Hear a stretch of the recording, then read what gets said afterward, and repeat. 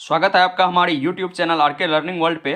ये वीडियो जो है इकोनॉमिक्स के कुछ सेलेक्टेड क्वेश्चन है जो एग्जाम के लिए आपके लिए काफ़ी इंपॉर्टेंट है। एग्जाम में 100% ऐसे ही प्रश्न आएंगे। इसका पार्ट 1 ऑलरेडी आप देख चुके होंगे वॉल्यूम 1 में। तो चलिए वॉल्यूम 2 स्टार्ट करते हैं क्वेश्चन नंबर 21 से।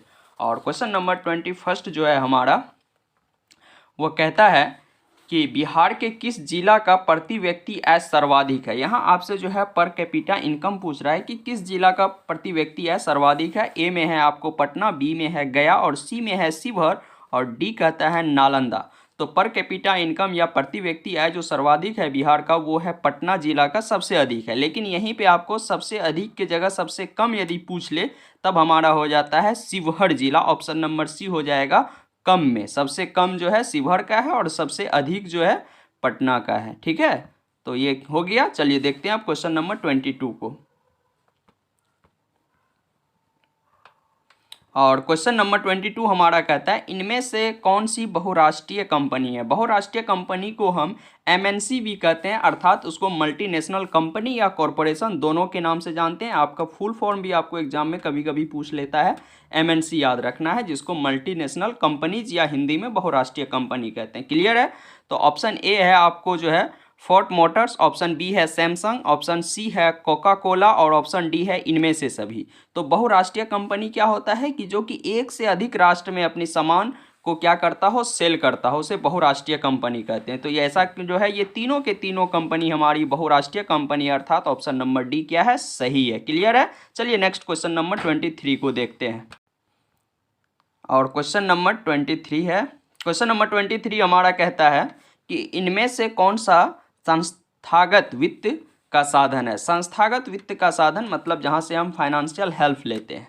ओके, ए में है आपको व्यापारी, बी कहता है रिश्तेदार और सी कहता है व्यावसायिक बैंक और डी कहता है हमारा महाजन। तो संस्थागत वो होता है जो लीगल हो। ओके, तो यहाँ पे हमारा व्यावसायिक बैंक जिसको कॉमर्शियल बैंक कहते हैं वो क्या है, संस्थागत वित्त साधन है। जबकि व्यापारी, रिश्तेदार, महाजन ये सभी के सभी गैर संस्थागत है। तो ये आपको ये भी पूछा जा सकता है कि गैर संस्थागत कौन है।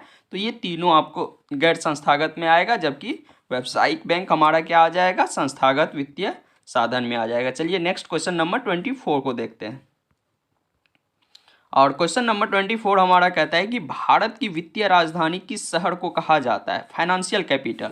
ओके, ऑप्शन ए है मुंबई, ऑप्शन बी है दिल्ली और ऑप्शन सी है पटना, ऑप्शन डी है बेंगलुरु। तो भारत की जो वित्तीय राजधानी है वो कहते हैं हम किसको, तो मुंबई को कहते हैं। ओके, और यहीं पे सेबी है, stock exchange board of India, जो सेबी का फुल फॉर्म होता है। चलिए नेक्स्ट देखते हैं क्वेश्चन नंबर 25 को। और क्वेश्चन नंबर 25 देखिए उसी से रिलेटेड आ ही गया। कहता है शेयर बाजार का नियामक संस्था है। ठीक है, तो शेयर बाजार का जो नियामक संस्था है वो कौन सा है। ए में है आपको क्या कहता है, सिडबी, बी कहता है सेबी और सी कहता है आरबीआई और डी कहता है स्टॉक एक्सचेंज। तो इसका सही आंसर ऑप्शन नंबर बी अर्थात सेबी होगा। और सेबी का फुल फॉर्म भी याद रखना है, इसका फुल फॉर्म होता है आपको स्टॉक एक्सचेंज। एस से स्टॉक, ई से एक्सचेंज, बी से बोर्ड ऑफ इंडिया, आई से इंडिया। तो सेबी का फुल फॉर्म भी आपको याद रखना। और आरबीआई जो है केंद्रीय बैंक है, इस चीज़ को भी याद रखना। और इसकी स्थापना 1935 में हुई थी, 1 अप्रैल 1935 को। इस चीज़ को भी याद रखना है। चलिए नेक्स्ट क्वेश्चन नंबर 26 को देखते हैं। और क्वेश्चन नंबर 26 हमारा कहता है नीति आयोग का गठन कब हुआ। ओके, ऑप्शन ए है हमारे पास 1950 में, ऑप्शन बी कहता है 1951 में, ऑप्शन सी कहता है 2015 में और ऑप्शन डी कहता है 2016 में। तो नीति आयोग का जो गठन हुआ था कब हुआ था, तो 2016 में हुआ था। इस चीज़ को याद रखना है। चलिए नेक्स्ट क्वेश्चन नंबर 27 को देखते हैं। और क्वेश्चन नंबर 27 हमारा कहता है निम्न में से कौन सा आधुनिक मुद्रा का एक रूप है। आधुनिक मुद्रा जो अभी के समय में हमारे पास मुद्रा के रूप में है तो कौन है। ए में कहता है सोने के सिक्के, बी में कहता है कागज़ के नोट, सी में कहता है चांदी के सिक्के और डी में कहता है इनमें से कोई नहीं। तो अभी आप किस चीज़ को जो है मुद्रा के रूप में देखते हैं। क्या सोना का सिक्का आपको मुद्रा के रूप में उपयोग होता है, बिल्कुल नहीं होता है। चांदी के सिक्के भी नहीं है। तो अभी हमारे पास जो है कागज़ के नोट हैं। तो ये आधुनिक मुद्रा का एक उदाहरण है, एक रूप है। इस चीज़ को याद रखना, अर्थात ऑप्शन नंबर बी हमारा क्या है कि सही है। चलिए नेक्स्ट क्वेश्चन नंबर 28 को देखते हैं अब। और क्वेश्चन नंबर 28 हमारा कहता है कि निम्न में से कौन मुद्रा का एक आधुनिक रूप नहीं है। वहाँ था आधुनिक रूप है, यहाँ कहता है कि नहीं है। ऑप्शन ए है हमारे पास मुद्रा, ऑप्शन बी है जमा, ऑप्शन सी है ड्राफ्ट और ऑप्शन डी है इनमें से कोई नहीं। तो इसका सही आंसर क्या हो जाएगा? इनमें से कोई नहीं। अर्थात अभी जो है आधुनिक रूप में हमारे पास मुद्रा भी है, कागज़ के रूप में कहें या फिर सिक्का के रूप में, जमा पूंजी भी होता है हमारे पास, ड्राफ्ट भी एक मुद्रा का रूप है। तो इनमें से कोई नहीं जो है, ऐसा नहीं है जो कि आधुनिक मुद्रा का रूप नहीं हो। तो चलिए नेक्स्ट देखते हैं क्वेश्चन नंबर 29 को। और क्वेश्चन नंबर 29 हमारा कहता है योजना आयोग का गठन कब किया गया था? ऑप्शन ए है आपके पास 15 मार्च 1950 को, ऑप्शन बी कहता है 15 सितंबर 1950 को, ऑप्शन डी कहता है 15 अक्टूबर 1950 को, ऑप्शन डी कहता है इनमें से कोई नहीं। तो योजना आयोग का जो गठन हुआ था वो 15 मार्च 1950 को हुआ था। इस चीज़ को याद रखना, अर्थात ऑप्शन नंबर ए जो है सही है। चलिए नेक्स्ट देखते हैं क्वेश्चन नंबर 30 को। और क्वेश्चन नंबर 30 आपसे कहता है कि मानव पूंजी के प्रमुख घटक हैं। ऑप्शन ए है ज्ञान, ऑप्शन बी है कौशल, ऑप्शन सी है अनुभव और ऑप्शन डी है इनमें से सभी। तो मानव पूंजी जिसको जो है हम लोग ह्यूमन कैपिटल के नाम से भी जानते हैं, तो मानव पूंजी को जो बनाने का कार्य करता है वो तीन चीज़ मिलकर के करता है।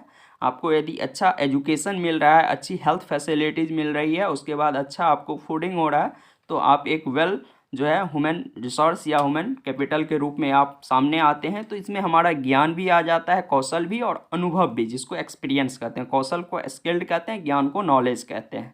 ओके, तो सभी के सभी जो है मानव पूंजी के घटक हैं, अर्थात ऑप्शन नंबर डी हमारा सही है। चलिए नेक्स्ट क्वेश्चन नंबर 31 को देखते हैं। और क्वेश्चन नंबर 31 हमारा कहता है कि नरेगा के अंतर्गत ग्रामीण मजदूरों को साल में कम से कम कितने दिनों के लिए रोजगार की व्यवस्था है? ऑप्शन ए कहता है 100 दिन के लिए, ऑप्शन बी कहता है 150 दिन, ऑप्शन सी कहता है 150 दिन और ऑप्शन डी कहता है 200 दिन। तो यह 100 दिन के लिए जो है उसे रोजगार देने की व्यवस्था है। ठीक है, इस चीज़ को याद रखना है। एंड नेक्स्ट हमारा क्वेश्चन नंबर 32 है।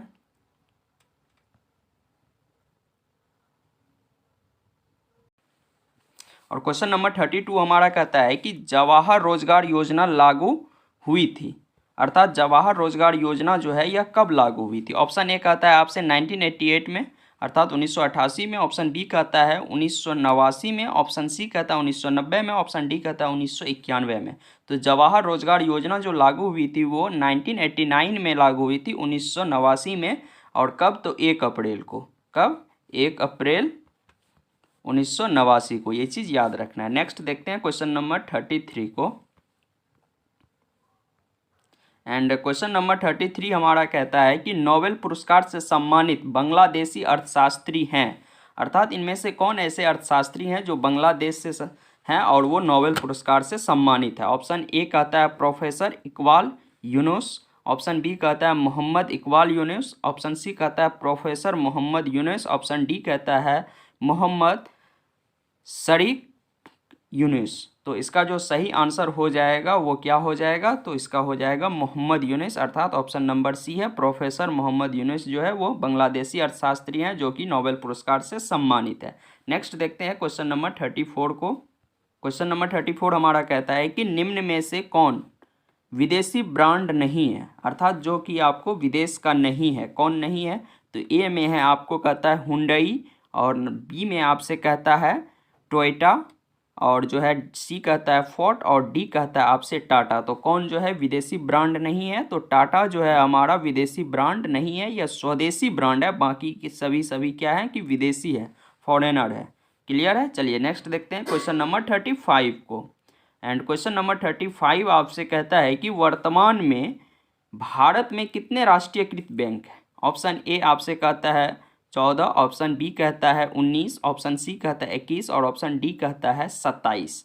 तो भारत में जो वर्तमान राष्ट्रीयकृत बैंकों की संख्या है वो आपको कितनी है? तो वो आपको जो है 14 है, लेकिन कहीं कहीं वो 12 भी देता है, तो आपको इसके साथ जाना है 14 के साथ, यदि 12 रहे तो उसके साथ भी जाना है। क्लियर है? चलिए नेक्स्ट देखते हैं क्वेश्चन नंबर 36 को।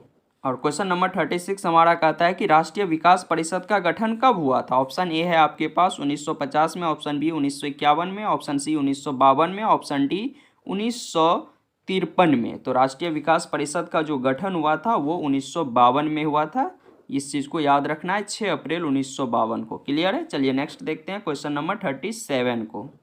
और क्वेश्चन नंबर 37 हमारा कहता है कि योजना आयोग को भंग कर कौन सा आयोग बना, अर्थात योजना आयोग को जो है भंग करके जो है कौन सा आयोग जो है बनाया गया।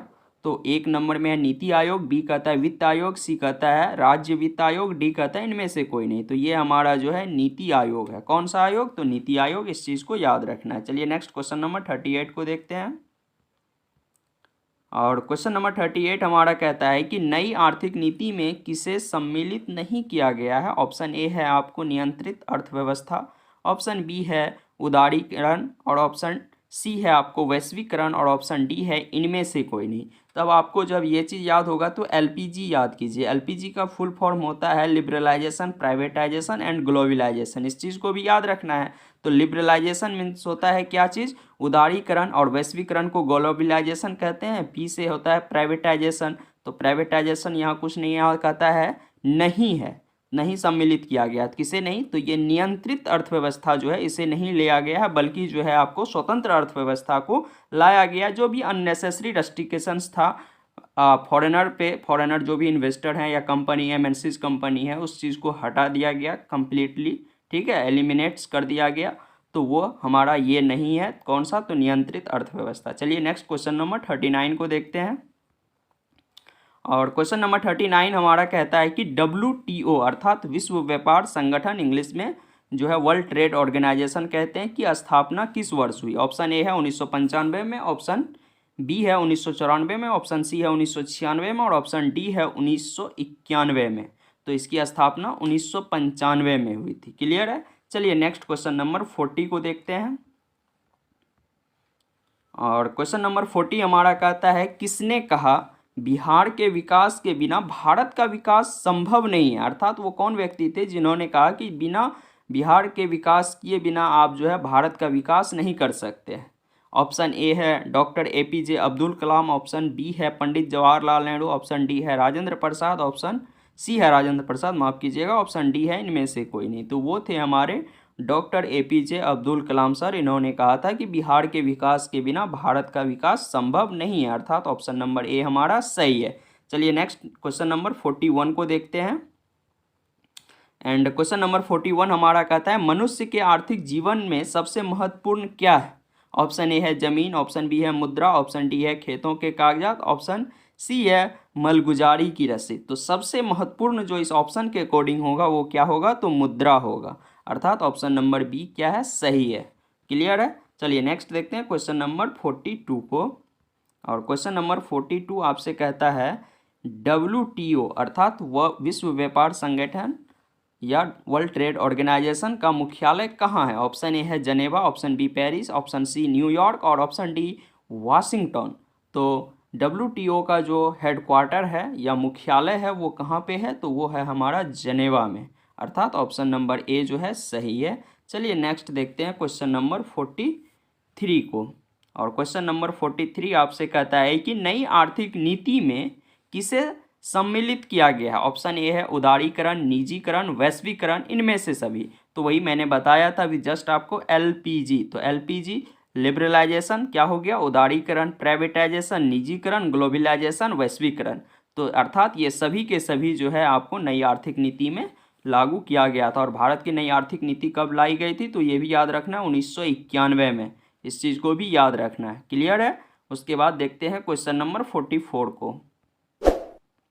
और क्वेश्चन नंबर 44 हमारा कहता है कि निम्न में से कौन सी सेवा गैर सरकारी है। ऑप्शन ए है सैन्य सेवा, वित्त सेवा, मॉल सेवा, रेल सेवा। तो रेल सेवा जो है सरकारी है, वित्त सेवा भी सरकारी है, सैन्य सेवा भी सरकारी है, जबकि मॉल सेवा क्या है कि ये गैर सरकारी है। अर्थात ऑप्शन नंबर सी हमारा सही है। नेक्स्ट क्वेश्चन नंबर 45 को 45 देखते हैं। एंड क्वेश्चन नंबर 45 हमारा कहता है कि भारत में राष्ट्रीय आय की गणना कौन करता है। जो नेशनल इनकम होता है उसका जो है मेजरमेंट करने का कार्य किसका है, इस चीज़ को देखते हैं। ऑप्शन ए है आपसे कहता है केंद्रीय सांख्यिकी संगठन, जिसको इंग्लिश में CSO कहते हैं, सेंट्रल स्टैटिस्टिकल ऑर्गेनाइजेशन। उसके बाद जो है reserve bank of India, RBI, वित्त विभाग या राष्ट्रीय विकास परिषद। तो इसकी गणना जो करती है वो करती है केंद्रीय सांख्यिकी संगठन का कार्य है राष्ट्रीय आय की गणना करना, इस चीज़ को याद रखना है।